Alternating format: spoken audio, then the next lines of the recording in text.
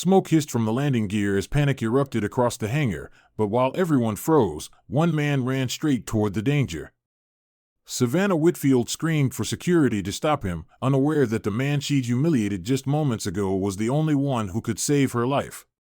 With oil on his hands and fire in his eyes, Elijah Brooks knelt beneath the $72 million jet and did what no one else dared. On a crystal-clear morning at Los Angeles International Airport, where the scent of jet fuel mixed with the salty ocean breeze, the polished expanse of runway sea shimmered like glass beneath the rising sun. The noise of engines, intercom announcements, and the sharp echo of suitcase wheels bouncing along pavement created a familiar symphony of urgency. Beneath this orchestrated chaos, and visible to the suits and first-class flyers, stood a man whose hands held more responsibility than most would ever realize. Elijah Brooks, 42 years old, African-American, quiet, steady, with deep brown eyes that had seen too much and spoken too little, stood just beyond the shadow of a massive Gulfstream G700, its silver body gleaming like armor. His uniform, streaked with grease and wear, bore the silent testimony of years on the job, long hours, and the unforgiving expectation that any mistake, no matter how small, could mean lives lost. Raised in South Central by his mother, Laverne, an overnight hospital orderly who gave everything to put food on their table, Elijah learned from a young age that respect isn't given to men like him. It has to be earned bolt by bolt, silence by silence. Do the job right, his mother used to whisper before leaving for her shift. Let your work speak, son. Loud folk get ignored. But great work? They'll hear that eventually. That belief had carried him through every certification, every long night studying aircraft manuals, every emergency fix that never made the morning reports. To his co-workers, Elijah was a master of machines, the kind of man who could hear a misplaced pressure reading with just a glance. But to most who passed him by, he was just a mechanic in stained coveralls, background noise against the roar of jets and the gloss of private aviation. Until that morning. The call came through his radio, crackly, almost casual. Brooks. Report to Hangar 9. Whitfield Aerospace Jet. Hydraulic warning just flagged. VIP job. No urgency, no drama. Just another high-dollar aircraft needing his eyes. But Hangar 9 wasn't just another service bay. It was a shrine to the elite. The jets that docked there didn't just fly, they broadcast power. And Whitfield Aerospace Holdings wasn't just a name. It was the name. Founded by Reginald Whitfield, a mogul as much as a mystery, and now chaired by his daughter, Savannah. Savannah Whitfield, young, brilliant, and cold as titanium. Rumors said she ran boardrooms like battlefields, dismissed people with a look, and had never once acknowledged a technician by name. Elijah walked toward the hangar, toolbox in hand, steps measured, heart steady. But as he reached the boundary where luxury met labor, he was halted by a sharp, clipped voice that carried farther than it should have. Stop right there. She emerged from the top of the aircraft steps like a figure carved from marble, immaculate gray pantsuit, hair in a flawless twist, sunglasses perched with surgical precision. Her tone wasn't loud, but it cut through the air like the hum of a blade. Who authorized you to approach my jet? Elijah paused, his expression unreadable. I'm the lead technician assigned to the hydraulic alert, ma'am. Savannah's eyes swept over him like a scanner, pausing just long enough to recoil. There must be a mistake. I asked for a certified specialist, not someone who looks like they wandered in from a repair shop off Crenshaw. A few of her assistants shifted uncomfortably behind her. Elijah didn't flinch. He didn't argue. He had heard worse. But that didn't mean it didn't sting. I am certified, he said simply. 15 years. FAA level clearance. The alert isn't critical, but it's time sensitive. I can have it cleared in 10 minutes. Savannah smirked. 10 minutes to break a $70 million aircraft, you mean? She turned to one of her aides. Get someone else. This isn't a job for, she didn't finish the sentence, but the pause said everything. Elijah stepped back. Not defeated. just knowing exactly what this was. Not about skill. Not about protocol. Just status. Just skin. He nodded once and walked away, not toward the break room but toward the edge of the hangar where shadows from the plane's wing met the sunlight. He stood there for a moment, breathing. The taste of humiliation sat bitter on his tongue. And yet, something tugged at his gut. A feeling. A technician's instinct honed over thousands of inspections. Something wasn't right. Then he heard it. A faint hissing. Followed by a pop, barely audible above the surrounding noise. But Elijah knew. Hydraulic pressure discharge. Wrong side of the fuselage. Wrong timing. He turned back just in time to see the thin trail of smoke curling from the rear gear hatch. Panic hadn't hit yet. But it would. The smell came next, burnt oil, friction heat, failure. And then, the alarms. Piercing, shrill, unmistakable. Savannah's voice rang out, laced with shock and fear. What's happening? Get control. Somebody, where's the safety team? But no one moved. The certified engineers she had asked for were still inbound. The nearest senior tech was across the airfield. And her plane, her empire of prestige, was minutes from a full failure. Elijah didn't wait. He sprinted toward the plane, toolbox in hand. A guard moved to block him but hesitated, his badge pinged green, clearance valid. Elijah dropped to the ground beneath the wing, hands flying. He popped the inspection panel, confirmed what he suspected, a cracked hydraulic line coupling, dangerously close to a full rupture. He grabbed the pressure clamp, the temporary seal, the copper reinforcement pin. Every move precise. Fluid sprayed against his arms. Heat seared through his gloves. But he didn't flinch. Every second ticked louder in his ears. Above him, Savannah stood frozen at the top of the stairs, clutching her phone like a lifeline. Stop him. I didn't approve this, she shouted. No one moved. Not a soul. Because the only person acting like a professional was the man she had just dismissed. If this plane lifts, it'll lose rear stability on gear retract, Elijah said, not looking up, voice calm but hard. It'll collapse midair. You won't make it past Long Beach. The pilot, standing by the cockpit, heard him.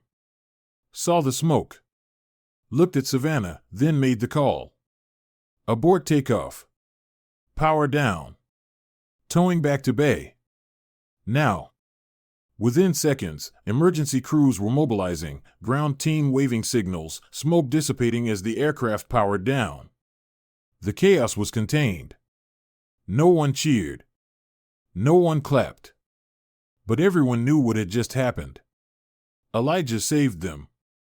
Savannah descended the stairs slowly, her stilettos clicking against the metal. She didn't speak. She didn't offer thanks. Just stared at Elijah, who stood now beside the plane, arms crossed, uniform stained darker than before, face unreadable. The silence between them was heavier than any insult. Around them, technicians watched. Some with awe. Others with guilt. A few couldn't even meet his gaze. He hadn't raised his voice. He hadn't demanded acknowledgement. But he had proven more than any title ever could. Savannah turned away without a word, her face pale. Elijah picked up his toolbox and walked toward the maintenance shelter. The job was done. The plane was safe. And the man they tried to erase had just rewritten the entire narrative without ever raising his voice. Elijah didn't look back as he walked away from the hangar, the scent of scorched hydraulic fluid still clinging to his uniform, sweat drying on his brow, the weight of what had just happened pressing against his chest like armor he never asked to wear. Behind him, silence reigned, not the silence of ignorance, but the stunned hush that comes when a room full of powerful people realize they've been wrong. He didn't need to say a word. The truth had already spoken. But just across town, inside the top floor of a mirrored skyscraper in Century City, another silence was breaking. Reginald Whitfield, 68 years old, steely-eyed, always 3 steps ahead, was reading a brief internal alert from LAX VIP operations, hydraulic failure averted on G700 unit. Technician Elijah Brooks intervened. That name hit him like a blow to the chest. Elijah Brooks. Reginald hadn't heard it in decades, not since the night that still haunted him, the twisting metal, the searing heat, the smoke curling from his crushed Porsche, and the hands that pulled him from the wreckage before the fire swallowed the car whole. Those hands belonged to a woman named Laverne Brooks. No badge. No demands. Just action. Just a whispered line before she vanished into the night. I just did what was right. He tried to find her afterward, sent men to search every hospital and fire station between Atlanta and Savannah. Eventually, they found her in a public hospital record, an orderly at a roadside clinic, single mother, no interest in publicity or reward. He'd never forgotten her name. Now, 4 decades later, her son had saved his daughter's life. Reginald stood abruptly, the leather of his chair groaning beneath him. "Clear my schedule," he told his assistant. "I'm going to LAX. No driver. No press call. Just a private car and a sense of reckoning burning a hole in his chest." Back at the airport, the tension still hung thick in the air. Savannah remained perched at the edge of the hangar. Arms crossed tightly over her chest, her signature confidence hollowed out. Her aides hovered silently, unsure whether to comfort or retreat. The technicians whispered in corners. None dared approach Elijah, who sat now in the far corner of the break area, alone, cleaning his tools one by one like it was any other day. But it wasn't. And when Reginald Whitfield stepped through the hangar doors in his charcoal gray suit, the entire room froze. Conversations died. Tools dropped. Phones lowered. Because the man who entered wasn't just a CEO, he was the Whitfield. And no one had seen him near a hangar floor in 15 years. Savannah's face paled. She straightened instantly, walking toward him with rehearsed poise. "Dad, I don't," he cut in, eyes scanning past her until they landed on Elijah. His voice dropped. "Is that the man who saved your life?" Savannah hesitated. "Yes, but I didn't ask for an excuse." His gaze didn't waver.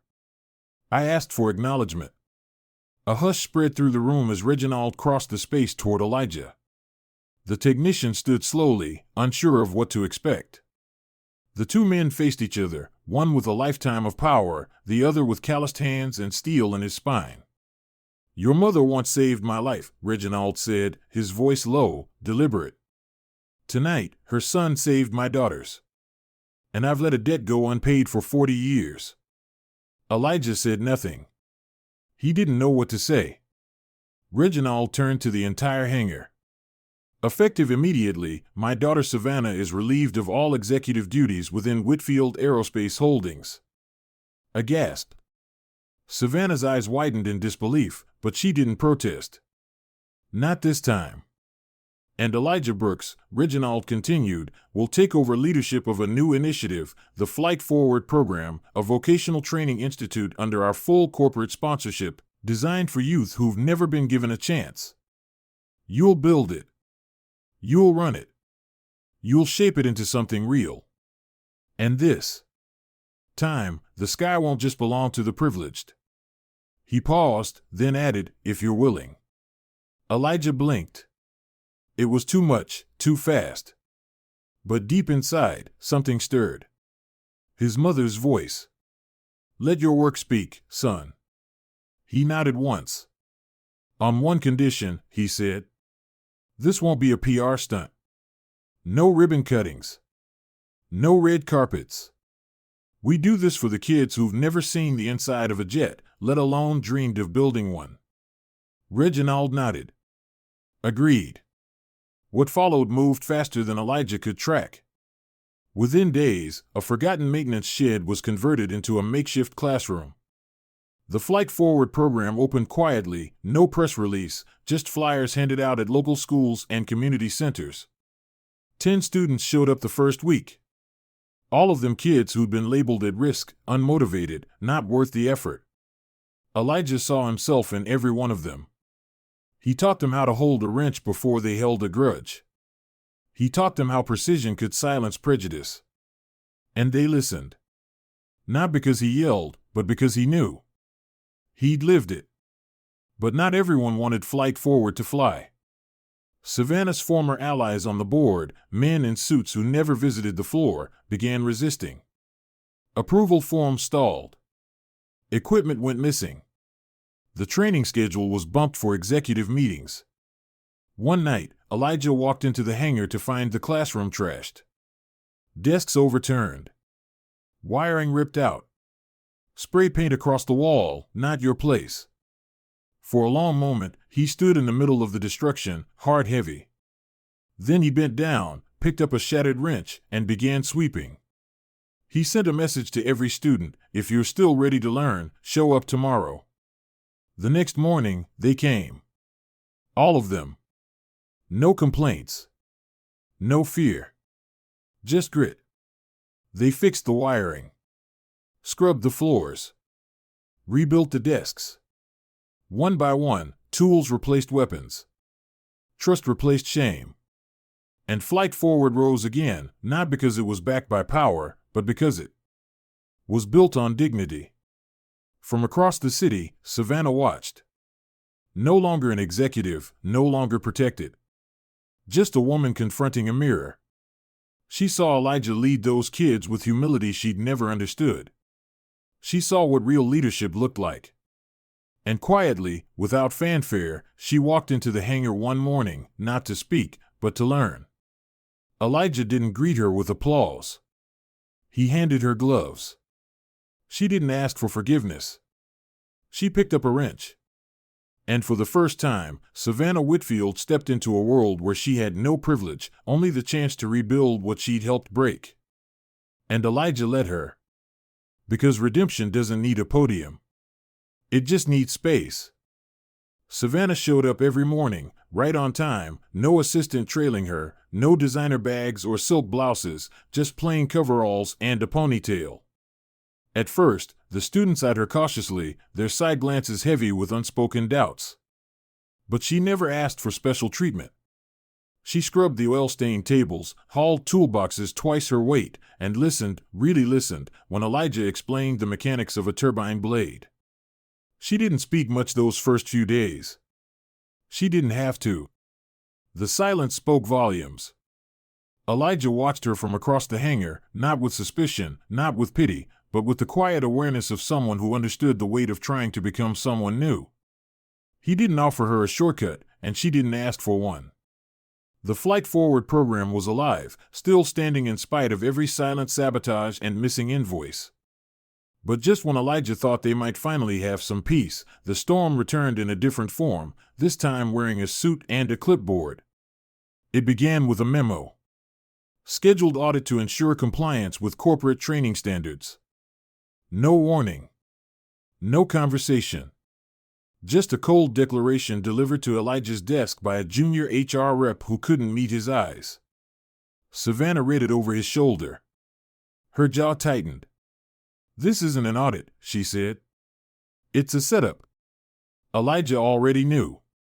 He'd felt the pressure building for weeks, equipment approvals stalling again, budget requests bouncing between departments, and whispers among senior executives about reputation risks and liability. The audit team arrived in 3 black sedans on a Wednesday morning, stepping out with crisp folders and narrowed eyes. They didn't greet the students. Didn't ask about progress.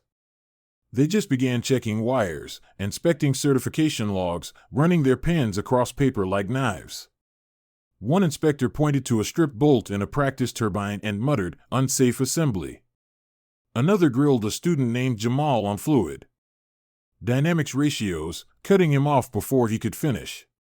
Savannah stood to the side, arms crossed, watching the entire charade unfold like a courtroom drama without a defense lawyer.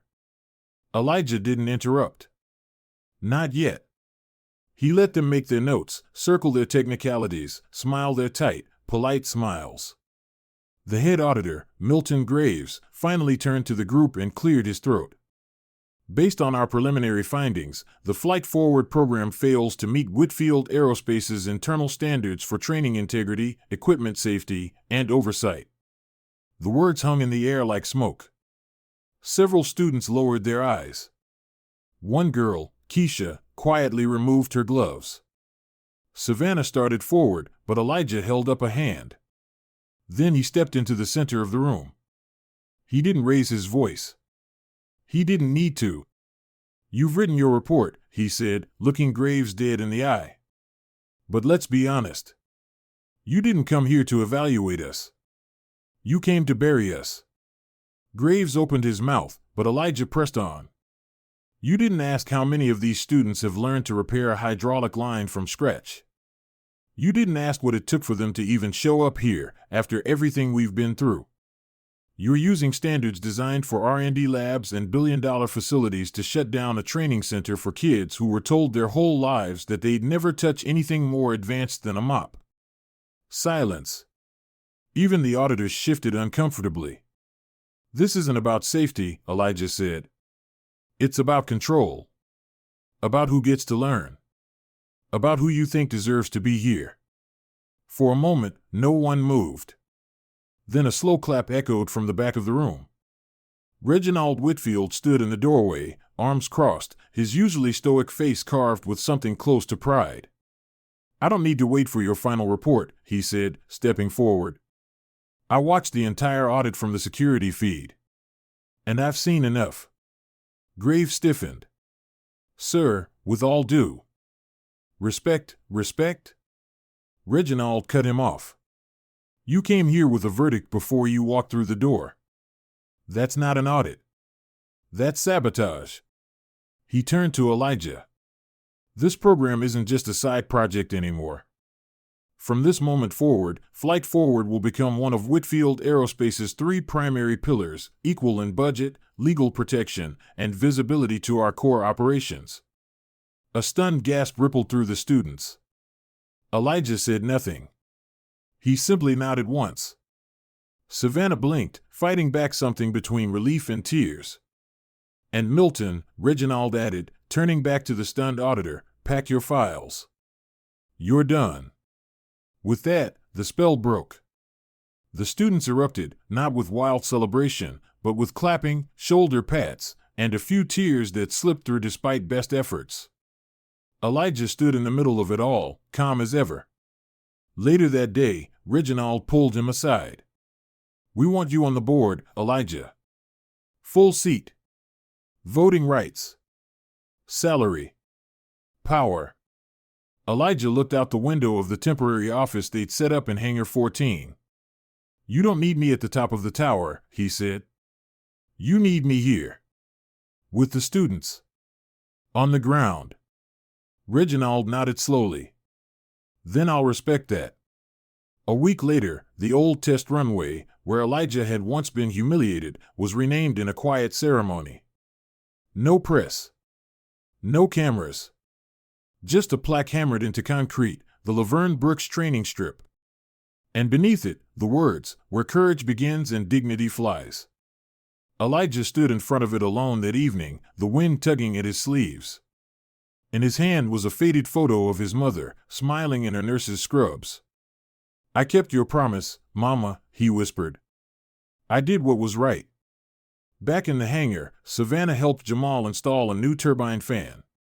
Her face was streaked with grease. She laughed at a joke one of the students made. And for the first time, she didn't look like a fallen executive. She looked like one of them.